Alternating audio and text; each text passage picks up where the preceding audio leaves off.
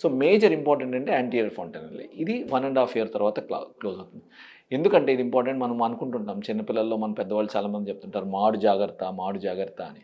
మాడు జాగ్రత్త అంటే మాడు అంటే యాంటీరియర్ ఫాంటనల్లేలో ఇక్కడ బోన్ ఉండదు మనకి. సో డైరెక్ట్ కింద బ్రెయిన్ ఉంటుంది. సో అందుకనే దెబ్బలు తగలకుండా మాడు మీద జాగ్రత్తగా ఉండాలని చెప్పేది దానికోసమే. సో ఇలా ఈ రకరకాల ఈ సూచర్స్, ఈ గ్యాప్స్ తొందరగా క్లోజ్ అవ్వడం వల్ల ఈ బ్రెయిన్ గ్రోత్ అనేది ఒక్కొక్కసారి సడన్గా ప్రాబ్లం అవుతుంది. సో ఒకసారి ఇప్పుడు ఒక సూచర్ తొందరగా క్లోజ్ అయిపోయింది అనుకోండి, ఆపోజిట్ సైడ్ గ్రో అవుతుంది, ఆ సైడ్ గ్రో అవ్వదు అనమాట. సో ఆ సైడ్ ఫ్లాట్ ఉంటుంది, ఆపోజిట్ సైడ్ ఎక్కువ కర్వ్ అవుతుంది.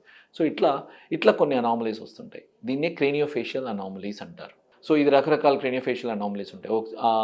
ఏదైతే సూచర్, ఏదైతే గ్యాప్ ముందు క్లోజ్ అయిన గ్యాప్ను బట్టి రకరకాల అనామలీస్ ఉంటాయి. క్రేనియోసినోస్టోసిస్ ఉంటాయి, కొన్ని మెటోపిక్ సినోస్టోసిస్ అంటారు, కొన్ని సైడ్ బాడీ ఉండే సినోస్టోసిస్ ఉంటాయి. రకరకాల సినోస్టోసిస్ మీకు ప్లెజియోసెఫాలీ అంటారు కొన్నిటిని.